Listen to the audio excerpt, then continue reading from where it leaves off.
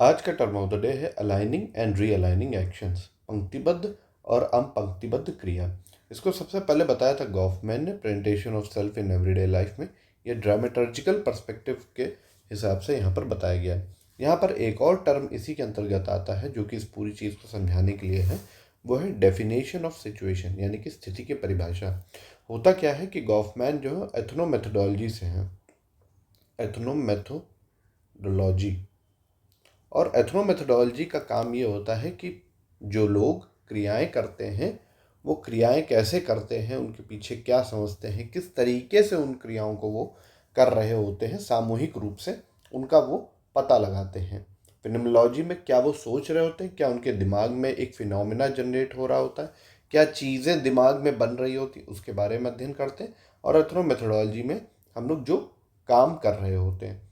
तो होता क्या है कि जब हम स्थिति को भांपते हैं, आसपास की स्थिति को भांपते हैं, तो एक कलेक्टिव एक्शंस लेते हैं। और उसका एक सिंपल सा उदाहरण ये है कि मान लीजिए जैसे आप किसी पिक्चर की टिकट लेने के लिए गए, तो आपको पता है कि लाइन में लगना है।